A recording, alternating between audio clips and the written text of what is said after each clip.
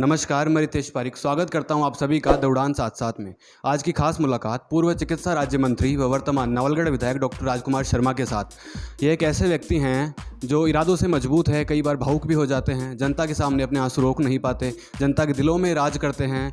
जातिवाद की राजनीति से ये कोसों दूर हैं और विकासवाद की राजनीति को ये पसंद करते हैं। यही कारण है, यही इनकी खासियत है जिसकी वजह से ये लगातार 3 बार ऐसी सीट से चुनाव जीतते आ रहे हैं जहाँ पर इनकी जाति के वोटर महज 10 से 12 हज़ार हैं। और ये कोई भी पार्टी से चुनाव लड़े आखिर जीत ही जाते हैं, क्योंकि वहाँ की जनता डॉक्टर राजकुमार शर्मा के नाम पे वोट देती है। इन्होंने बसपा से चुनाव लड़ा, जीत गए, निर्दलीय चुनाव लड़ा, तब भी जीत गए, फिर कांग्रेस से चुनाव लड़ा, जीत गए। तो आइए मिलवाते हैं आपको डॉक्टर राजकुमार शर्मा से। सर, स्वागत करता हूँ आपका दौड़ान साथ साथ के मंच पे। Thank you Ritesh. सर, आपने एक छात्र राजनीति से चिकित्सा राज्य मंत्री तक का सफ़र तय किया है, तो सर राजनीति में आने की शुरुआत आपकी कैसे और कहाँ से हुई, और ये प्रेरणा आपको राजनीति में आने की कहाँ से मिली सर? देखिए, लीडरशिप का गुण तो हमारे पूज्य पिताजी से सीखा है। बचपन से ही उन्होंने एक लीडर के गुण विकसित किए हम में, और उसी तरीके से परवरिश की। तो मेरे पिताजी श्री रामनिवास शास्त्री और मेरे बड़े भाई साहब डॉक्टर विनोद शर्मा, वो शुरू से चाहते थे कि हम लीडर बने। लीडर मीन्स कि समाज का प्रतिनिधित्व करें। पहले स्कूल में तो स्कूल के अंदर भी 15 अगस्त 26 जनवरी पर किस प्रकार से हमारे देश को आज़ादी दिलाने वाले वीर शहीदों को, उन वीरों को याद करें, तो उस हिसाब से स्पीचेज वगैरह शुरू से ही उन्होंने करना शुरू कर दिया था। देन जब कॉलेज में आए तो फिर छात्र राजनीति के अंदर छात्र छात्राओं के लिए संघर्ष करते हुए सड़कों के ऊपर, और उनकी जो जायज़ मांगे थी उनको प्रशासन से, कॉलेज प्रशासन से मंगवा कर उनको न्याय दिलाने के लिए संघर्ष किया। और संघर्ष करते करते और फिर छात्र छात्राओं ने कॉलेज में अध्यक्ष बना दिया, फिर राजस्थान यूनिवर्सिटी का अध्यक्ष बना दिया, और फिर समाज सेवा में आ गए। गांव से जुड़े हुए ही आपको पता है कि नवलगढ़ के अंदर परशुरामपुरा मेरा गांव है, एक छोटा सा गांव है हमारा, जहाँ हम जन्मे हैं। चारा का बास परशुरामपुरा के तन में बसा हुआ है। और फिर जनता के बीच के अंदर हमारे काम को लेके, सेवा को लेके गए, तो लोगों ने खूब आशीर्वाद दिया। सर, आपको ये प्रेरणा कहाँ से मिली राजनीति में आने की, चुनाव लड़ने की? तो प्रेरणा तो मैंने आपको कहा ना कि सबसे बड़े प्रेरणा स्रोत अगर मेरे कोई हैं तो मेरे पूज्य पिताजी। सर, आज भारत में वर्तमान समय में हर राजनीतिक पार्टी जातिगत समीकरणों के आधार पर टिकट वितरण करती है जी सर। अतः आप जातिवाद की राजनीति को किस नज़रिए से देखते हैं सर? देखो, मैं कह सकता हूँ कि राजनेता को और अधिकारी को, ये इनको जनसेवक और लोक सेवक मैं कहना चाहूँगा। अगर ये लोग जाति आधारित राजनीति करते हैं या जाति आधारित कोई काम करते हैं तो ये लोकतंत्र के लिए ठीक नहीं है। हमारे संविधान के निर्माता बाबा साहब अम्बेडकर जी ने जिस प्रकार से संविधान बनाया, उसके अंदर सब चीज़ों को, जातिवाद, छुआछूत, इनको सबको दरकिनार रखते हुए, मानवतावादी सोच को रखते हुए समाज को उन्होंने प्रेरणा दी कि आप किस तरह से संविधान को मानते हुए आगे बढ़ें। और मैं जहाँ तक समझता हूँ कि टिकट का वितरण भी जाति के आधार पर किया जाता है, लेकिन मेरी नवलगढ़ की जनता के लिए मैं कहना चाहूँगा, और उससे पहले राजस्थान विश्वविद्यालय छात्र संघ का अध्यक्ष जब हमें बनाया गया तो भी हम निर्दलीय जीते। उस समय भी पार्टी से टिकट नहीं मिली। हम जातिगत समीकरणों के आधार पर? हाँ, वो बिल्कुल। आजकल तो देखो और ज़्यादा इसका प्रभाव बढ़ गया है कि जाति के आधार पर ही हर चीज़ों का बंटवारा होने लग गया, अधिकारी भी जाति के आधार पर लगने लग गए। लेकिन हम कह रहे हैं कि योग्यता का कदर करना चाहिए, उसको उसका इनाम मिलना चाहिए। मैं सौभाग्यशाली हूँ कि मेरे काम को, मेरे सेवा को मेरे नवलगढ़ की 36 कौम की जनता ने जाति से, पार्टी से, सबसे उठकर और मुझे हर परिस्थिति के अंदर राजनीतिक रूप से जीवित रखा और मेरा हौसला बढ़ाया। सर, आपने बसपा से चुनाव जीता, वहाँ से विधायक बने आप, फिर आपने कांग्रेस ज्वाइन कर ली। सर, क्या कारण रहे इसके पीछे? क्या आपकी विचारधारा में कोई परिवर्तन हुआ? देखिए, हमारी विचारधारा सिर्फ मानववादी है और विकासवादी है। इसके अलावा तीसरी हमारी कोई विचारधारा नहीं है। जब बसपा से जीते, राजस्थान के अंदर सरकार कांग्रेस पार्टी की थी, माननीय अशोक गहलोत उस समय मुख्यमंत्री थे, तो हमने लोगों से वादे किए थे कि हम ये काम, क्योंकि नवलगढ़ आज़ादी के बाद से ही विकास कार्यों के अंदर बहुत पिछड़ा हुआ था। न कॉलेज थी, न सरकारी स्कूल थी शहर में, न हॉस्पिटल था बड़ा, गांव के अभी हालात यही थे, न सब्जेक्ट थे, साइंस वाणिज्य कोई नहीं था, न पीने के पानी की व्यवस्था इतनी अच्छी नहीं थी, न सीवरेज था, न साइंस पार्क था, न बाबा साहब भीमराव अम्बेडकर छात्रावास थे, न ITI कॉलेज थे, कुछ नहीं थे कहने का मतलब। तो हमने सोचा कि इतने बड़े वादे हमने कर दिए जनता से, मौका मिल रहा है सरकार में शामिल होने का, तो उस मौके को हम छोड़ना नहीं चाहते। तो हमने सोचा कि हमें बड़ा प्लेटफॉर्म भी मिलेगा, राजस्थान लेवल पे काम करने का मौका मिला। और आज मुझे कहते हैं खुशी है कि मुख्यमंत्री निःशुल्क दवा योजना जो एक संजीवनी बनकर राजस्थान की जनता के लिए उभरी, गरीब आदमी के लिए उभरी, आज वो हमारे कार्यकाल के अंदर माननीय मुख्यमंत्री जी ने हमारे निवेदन को स्वीकार किया और राजस्थान के अंदर ऐसी बड़ी बड़ी योजना लाकर जनता को हमने समर्पित की। और विकास कार्य जो मैंने आपको बताया कि जिससे वंचित था हमारा नवलगढ़, आज मुझे कहते हुए खुशी है कि ये सारी बातें जो मैंने आपको गिनाई है उससे 10% ज़्यादा ही मेरे नवलगढ़ क्षेत्र के अंदर काम हो गए हैं। और उसी का इनाम लगातार तीसरी बार चुनाव जिताकर मेरे नवलगढ़ की 36 कौम की जनता ने मुझे दिया। तो आपने विकास के लिए बसपा को छोड़ा, कांग्रेस में आए? मैंने कहा कि एक अपॉर्चुनिटी मिली थी कि हम विपक्ष में रह के काम नहीं करते, सरकार को उस समय स्थिरता देने की आवश्यकता थी। माननीय अशोक गहलोत जी ने हमें एक स्थायी सरकार के लिए हमसे समर्थन मांगा और उस समय हम जो 6 बसपा के साथी थे, हमने सब लोगों ने मिलकर विचार विमर्श किया कि हमें काम जनता का हम कैसे कर पाएंगे। तो वो निर्णय उस समय की परिस्थितियों के लिए बहुत अच्छा मानता हूँ और उसी की देन है कि जब नवलगढ़ में विकास के कार्य हुए तो लोगों ने मुझ में विश्वास जताया। सर, वर्तमान सरकार पर जो विपक्षी विधायक हैं भाजपा के हैं, वो आरोप लगाते हैं कि सत्ता पक्ष के लोग जनहित के कार्यों में हमारा सहयोग नहीं करते, और आपके अपने लोग भी हैं वो भी आरोप लगाते हैं कि इस सरकार में हमारी सुनवाई नहीं होती।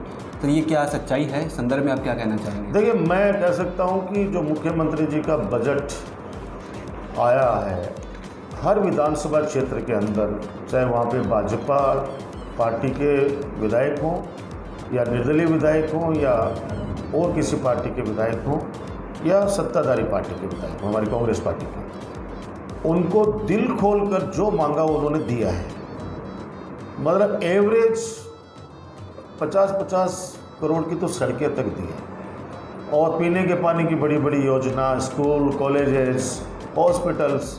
और कोविड के समय आपने देखा होगा कि कितना अच्छा मैनेजमेंट हमारी सरकार की तरफ से किया गया और विधायक कोष की राशि भी बढ़ाकर 5 करोड़ रुपए कर देना इस बात को साबित करता है कि कथनी और करनी में अंतर नहीं है। और भाजपा वाले जो आरोप लगाते हैं या कोई भी आरोप लगाता है तो उनको कम से कम विकास के कार्यों के नाम पर तो आरोप नहीं लगाने चाहिए। विकास के कामों में कोई कमी नहीं है। व्यक्तिगत काम अगर किसी के नहीं हो रहे तो उसमें आरोप लगाने का सबको हक है, वो लगाते भी होंगे। सही है सर। अभी जो 3 कृषि कानून पारित किए हैं भाजपा सरकार ने, मोदी सरकार ने, तो भाजपा सरकार कांग्रेस पे आरोप लगाती है कि कांग्रेस इन जो 3 कृषि कानून हैं इन पर किसानों को गुमराह कर रही है, भ्रमित कर रही है, क्योंकि कांग्रेस किसानों का हित नहीं चाहती। अगर चाहती तो आज देश में किसानों की स्थिति पहले से कई गुना बेहतर होती। तो इस संदर्भ में आप क्या कहना चाहेंगे? क्या सच में किसानों का हित नहीं चाहती कांग्रेस? हमारा हिंदुस्तान कृषि प्रधान देश है, ये हम बचपन से पढ़ते हैं, सुनते हैं। अन्नदाता कहा जाता है किसान को। उस अन्नदाता को कोई गुमराह करे, कोई पार्टी गुमराह करे, मैं इस बात से बिल्कुल भी ताल्लुक़ नहीं रखता हूँ। भारतीय जनता पार्टी की केंद्र की सरकार ने जो 3 आनन फानन के अंदर काले कानून किसानों के ऊपर थोपने का जो असफल प्रयास कर रही है, उसके खिलाफ एक बहुत बड़ा आंदोलन चल रहा है। कितने महीनों से चल रहा है। पहली बार हिंदुस्तान की राजनीति के इस लोकतंत्र के इतिहास में है कि किसान सड़कों के ऊपर, चाहे वो बारिश में, चाहे वो सर्दी में, चाहे गर्मी में, चाहे कोविड में, सड़कों पर रहकर संघर्ष कर रहा है, दम तोड़ रहा है। उसके बावजूद भी केंद्र सरकार उनसे बातचीत नहीं कर रही है। इससे बड़ा दुर्भाग्य नहीं हो सकता जब किसान चाहते नहीं हैं। मैं छोटा सा एग्जाम्पल देना चाहूँगा कि मैं किसी गाँव के अंदर सड़क बनाना चाहता हूँ पूरे गाँव वालों की सुविधा के लिए, लेकिन वो गांव वाले अगर आके हमें कहें कि हम इस सड़क को नहीं चाहते हैं। सर, पर पूरे देश में किसान सिर्फ वो धरना कर रहे हैं, उनके अलावा भी देश में किसान देखो, कभी भी पूरा देश आंदोलन नहीं करता है। जब पेट्रोल के 1 रुपया 10 पैसे बढ़ जाते थे तो ये बीजेपी वाले 10 लोग जाके और सड़क पे बैठ जाते थे और एक आंदोलन पूरे देश में से मचा देते थे कि महंगाई कभी जीवन में इतनी बढ़ी नहीं। आज पूरी शतक लगा चुका है डीजल पेट्रोल। तो ऐसा नहीं है कि किसान सारे के सारे ही करोड़ों की संख्या के अंदर जाके वहाँ बैठ जाएं। आप देखिए ना, भारतीय जनता पार्टी के विधायक सांसद पंजाब में, हरियाणा में जहाँ भी जा रहे हैं उनकी कुटाई हो रही है, किसान पीट रहे हैं उनको।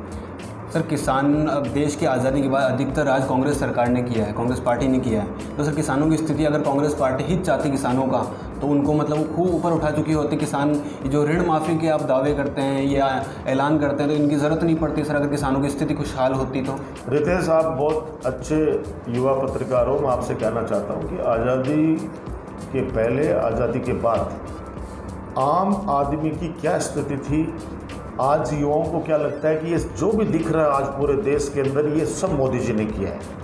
अरे भाई, जब लाइट बिजली नहीं होती थी, जब फसल लगाने के लिए कोई संसाधन नहीं होते थे, आज ये बताओ गांव-गांव, ढाणी-ढाणी तक बिजली पहुंचाना, आज छाछ भी हाथ से नहीं बिलोई जाती है, वही मशीन से बिलोई जाती है। यार इतने उपकरण ला दिए गए, इतने सारे व्यवस्थाएं कर दी, किसानों का जीवन स्तर इतना ऊपर उठा है जिसकी कोई कल्पना नहीं कर सकते। आज किसान देखो, जाके बहुत से गांवों के अंदर जाके देखो कितना खुशहाल वो जीवन जी रहे हैं।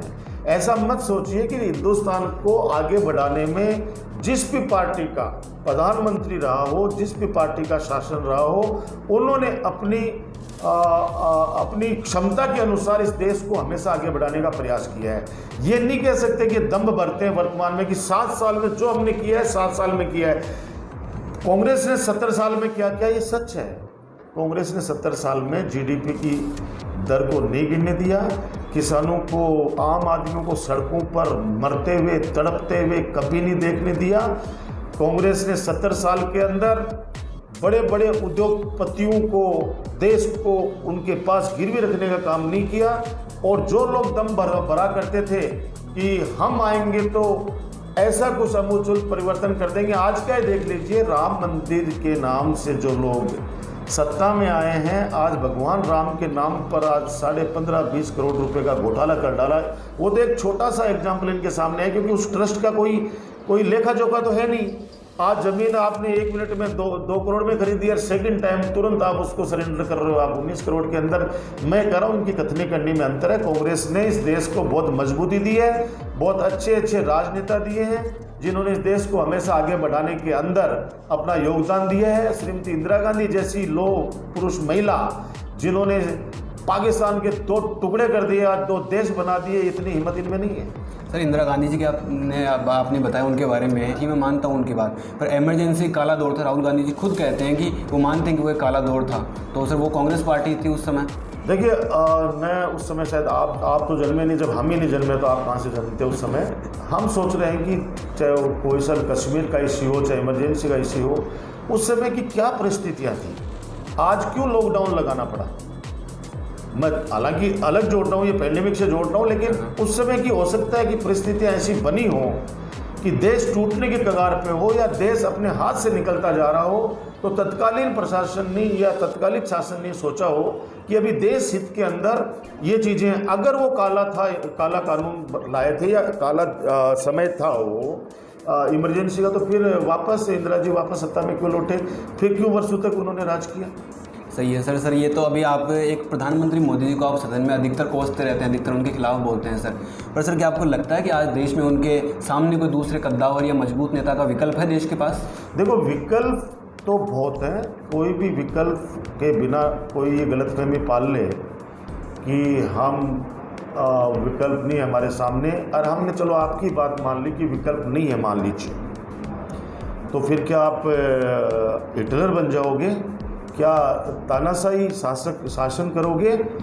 हालांकि राहुल गांधी जी ने, सोनिया गांधी जी ने, और भी जो अन्य पार्टी के, चाहे बहन मायावती जी ले लो, अखिलेश यादव जी ले लो, चाहे पटनायक जी ले लो, चाहे यादव जो हैं हमारे बिहार वाले वो ले लीजिए, ये सब लोग, ममता बनर्जी को ले लीजिए, शरद पवार को ले लीजिए, समय समय पर शिवसेना को ले लीजिए, समय समय पर इनकी कमियों को उजागर करते हैं। और मैं कह रहा हूँ, लोकतंत्र की एक स्वस्थ परंपरा रही है कि मजबूत विपक्ष होना चाहिए, लेकिन ये मजबूत विपक्ष खुद नहीं चाहते हैं। और मोदी जी का मैं आज आपको कह रहा हूँ कि सदन के अंदर जो बात बोलता हूँ वो मैं बिल्कुल तथ्यों के आधार पर बोलता हूँ कि क्या हक है उनको ये बात कहने का कि देश संभलेगा तो संभलेगा, वरना मेरा क्या है, मैं तो झोला उठा के चल दूंगा। ये तो वैसी बात होगी जैसे एक ड्राइवर बस को नदी में उतार देता है और 50 सवारी जो अंदर बैठी है वो ये कहें कि बस डूब जाएगी, तो वो व्यक्ति ये कहता है कि भाई देखो मैं कोशिश करूंगा कि पार लगा दूं, लेकिन अगर डूबेगी तो उसमें मैं क्या करूंगा, मेरा क्या है, मैं तो पैराशूट लेके कूद जाऊंगा, उतर के भाग जाऊंगा।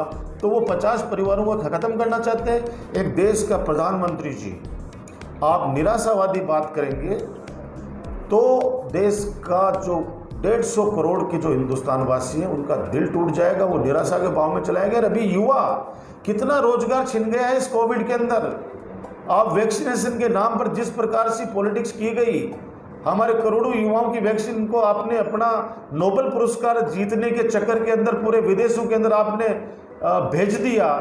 आज खुद हमारे जनता, हमारे युवा तरस रहे हैं वैक्सीनेशन के लिए। अरे भाई ये कोई 4 लाख, 10 लाख, 15 लाख आबादी वाला राष्ट्र नहीं है, ये 150 करोड़ आबादी वाला राष्ट्र है। यहाँ तो जिस प्रकार से पोलियो का अभियान चलाया गया था कि डोर टू डोर जाकर उनको वैक्सीनेट किया गया, वैसे वैक्सीनेशन करना चाहिए था। मैं इस पर ज़्यादा विवाद नहीं करना चाहता, लेकिन मैं कह रहा हूँ प्रधानमंत्री जी जिस प्रकार से बैठ के जो फैसले लेते हैं, वो फैसले से चाहे वो नोटबंदी का हो, चाहे आपका ये किसानों वाला हो, और कोविड के समय भी आपने देखा होगा, ये तो गनीमती ईश्वर का बहुत बड़ा आशीर्वाद था कि पहली लहर के अंदर इतना ज़्यादा नुकसान नहीं हुआ इस देश के लोगों को। वरना इन्होंने तो नमस्ते ट्रम्प पर पता नहीं कितने कितने बड़े बड़े प्रोग्राम आयोजित करके लोगों को मौत की तरफ धकेल दिया था। ये तो लोगों की सजगता है, हमारे हिंदुस्तानवासी बहुत सजग हैं और राज्य स्तर के ऊपर अपनी अपनी सरकारों ने, लोगों ने मैनेजमेंट किया, इसलिए आज हम लोग कोविड को मात देने में कामयाब हो रहे हैं धीरे धीरे। सर कोविड की आपने बात की, तो कोविड आम इंसान अगर 5 लोगों के साथ बैठता तो उस पर 144 धारा के तहत कार्रवाई होती है, पर आप नेता लोग, आप पे तो कार्रवाई हो नहीं सकती। बिहार में रैलियां करवा दी, अगर आप राज्य की बात करें तो गहलोत साहब ने चुनाव करवा दिए यहाँ पे, तो सर ये नेताओं पे कानून लागू नहीं होते? भाई देखो, चुनाव हमारे मुख्यमंत्री जी ने तो लिख के भेजा था केंद्र सरकार को, सूचना अपने चुनाव आयोग को, कि वर्तमान परिस्थितियों के अंदर इलेक्शन नहीं कराए जाए। इसमें खूब बहस हो चुकी है। वैसे चुनाव जो कराए गए वो गलत थे, उसकी वजह से आपको पता है कि लाखों लोगों की, हज़ारों लोगों की जान गई, जो बहुत ही हमारे लिए भयावह तस्वीर सामने आई है। सर आप पिछली सरकार में चिकित्सा राज्य मंत्री रहे हैं, वर्तमान में आप विधायक हैं, लगातार तीसरी बार विधायक हैं, तो सर आपने अपने स्तर पर एक कौन से स्तर पर शिक्षा व स्वास्थ्य सेवाओं में सुधार किए अपने क्षेत्र में? देखो, हमारे क्षेत्र के अंदर मुझे कहते हुए खुशी है कि 150 बेडेड अस्पताल हमारा नवलगढ़ का उपजिला अस्पताल है, और उसके अलावा 7 CSC मेरे नवलगढ़ क्षेत्र में हैं, और लगभग 24 PSC और लगभग 100 के लगभग सब सेंटर, यानी चिकित्सा, और 7 108 एम्बुलेंस हैं। चिकित्सा के क्षेत्र के अंदर हमारा नवलगढ़ की गांव ढाणी तक हमने अंतिम छोर पे बैठे व्यक्ति तक चिकित्सा व्यवस्था कर रखी है। ऐसे शिक्षा हर पंचायत हेडक्वार्टर पर सीनियर सेकेंडरी स्कूल है, हमारे यहाँ PG कॉलेज बना दी गई है, विज्ञान विषय, वाणिज्य, कला, सारे तीनों विषय वहाँ पे जगह जगह पे खोल दिए गए हैं। इसलिए मैं जहाँ तक समझता हूँ कि ये मैं नहीं कहना चाहता, ये तो जब आप रितेश जाएंगे आप नवलगढ़ में, तो ये आम जनता इस बात को आपको बता पाएगी। सही सर, कोई भविष्य के लिए अपने क्षेत्र के लिए महत्वपूर्ण योजनाएं हैं आपके पास विकास के लिए? बिल्कुल, सबसे बड़ी योजना तो ये है कि हमारा नवलगढ़ का उपजिला अस्पताल जल्दी हम उसको जिला अस्पताल बनाएं, लगभग 250 बेडेड, और उसमें पॉलीट्रोमा का सेंटर बनाएं। हम ब्लड बैंक, बड़ा विशाल ब्लड बैंक वहाँ बनाना चाहते हैं, क्योंकि आज विश्व रक्तदान दिवस भी है, और आपको सबको पता है कि रक्तदान से हम और हमारी टीम कितने जुड़ी हुई है, चाहे मेरा अनुज राजपाल हो, हम लोग सारे रक्तदान से जुड़े हुए हैं। हमारे हजारों कार्यकर्ता समय समय पर रक्तदान देकर लोगों की जान बचाते हैं। तो आज भी जयपुर के अंदर एक ब्लड बैंक का ओपनिंग है, वहाँ पे एक विशाल रक्तदान शिविर का आयोजन हमारे युवा साथियों के द्वारा किया गया है। इसके अलावा नवलगढ़ के अंदर अभी सड़कों के काम, हमने 13 सड़कें भी परसों ही स्वीकृत करवाई हैं। हम चाहते हैं कि गांव ढाणी को सड़कों तक जोड़ें, पीने के पानी की योजना हर गांव ढाणी तक हम लोग लेके जाएं और उसमें सुधार करें। हमारा लोहारगढ़ एक पर्यटन क्षेत्र के पर्यटन सर्किट के रूप में हमने अभी बजट में माननीय मुख्यमंत्री जी ने घोषणा की है, हमारे लोहारगढ़, डुंडलोद और नवलगढ़ को।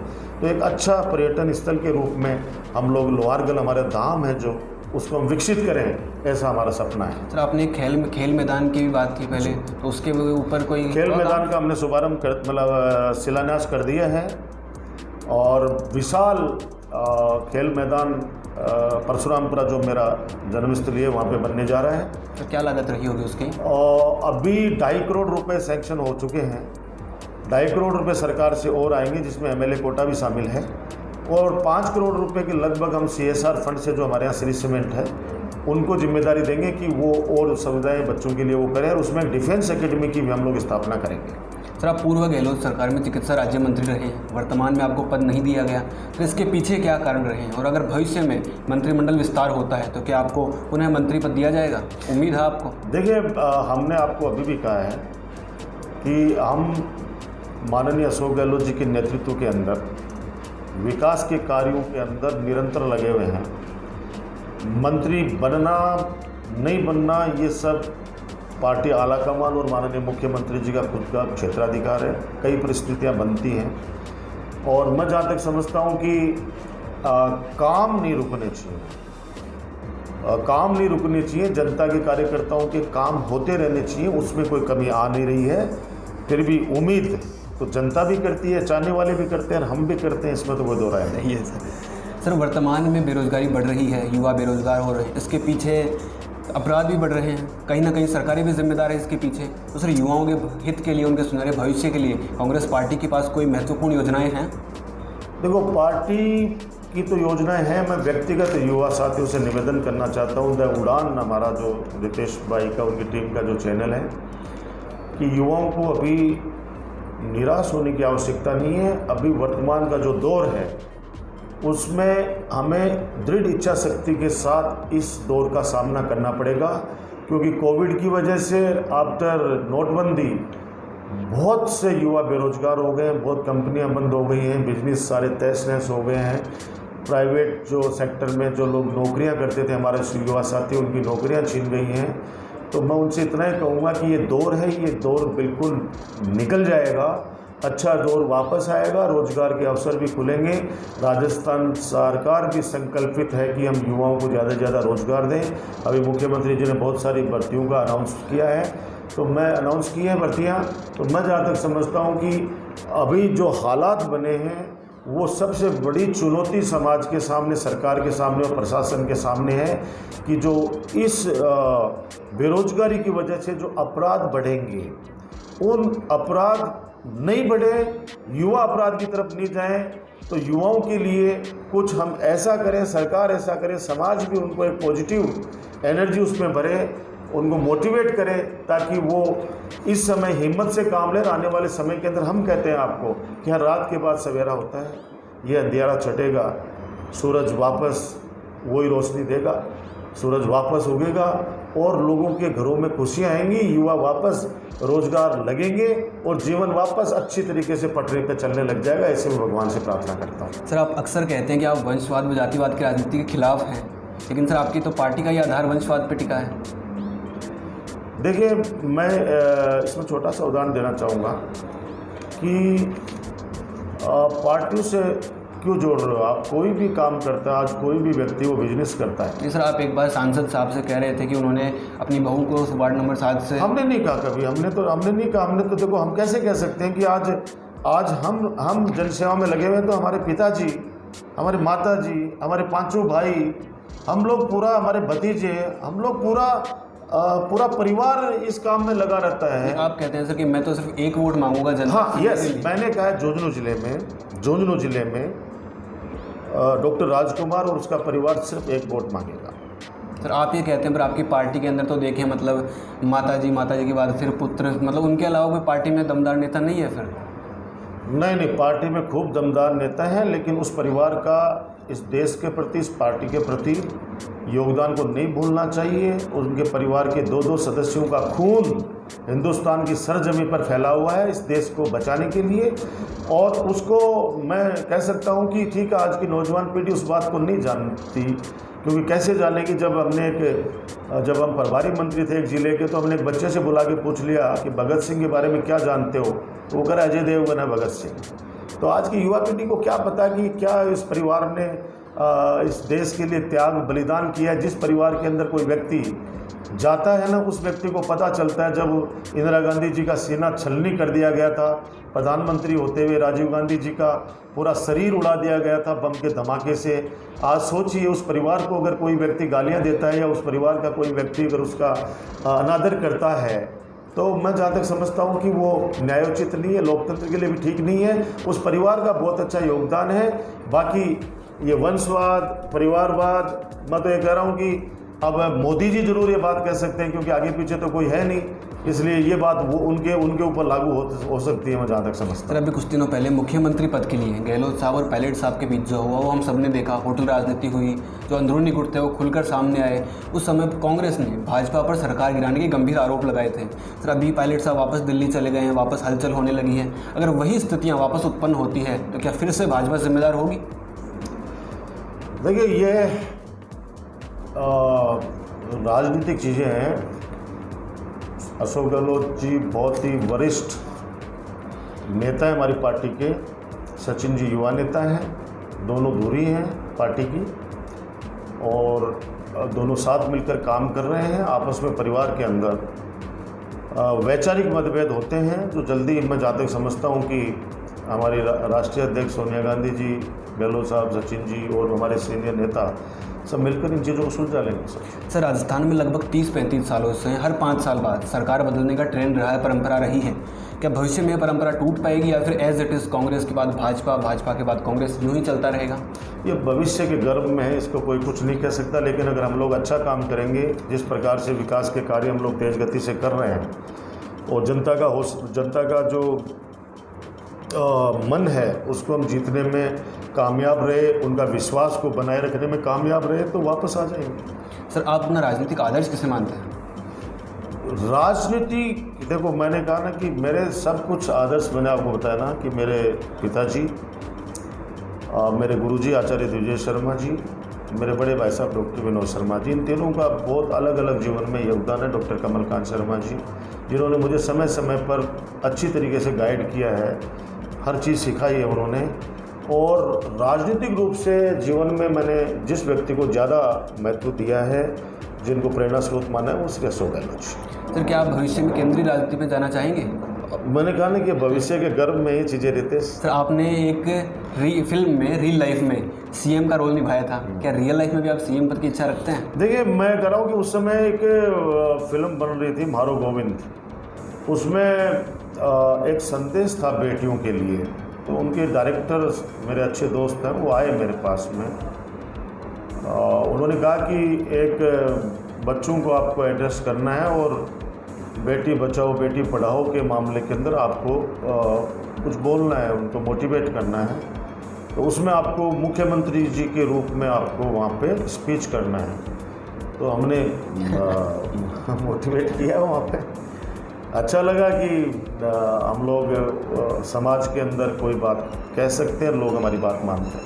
Thank you sir. जैसा कि आप सभी ने देखा कि डॉक्टर राजकुमार शर्मा जी हमारे साथ जुड़े, इन्होंने अपना बेशकीमती समय हमें दिया। बड़े नेक, सरल व साधारण इंसान है ये, और जनता का विकास इनके लिए मेन मुद्दा यही होता है। और हमेशा ये अपने क्षेत्र के विकास के बारे में ही सोचते हैं। और इनके पास कोई भी अगर बात अपने काम के लिए आता है तो ये कांग्रेस भाजपा कभी नहीं देखते, सिर्फ व्यक्ति का काम ये करवाते हैं। और ये हमेशा कहते हैं कि वोट नहीं दिया तब तक अपन पार्टियों में हो, वोट देने के बाद सभी मेरे अपने हैं। तो sir, thanks a lot for giving us your precious time. Thank you so much.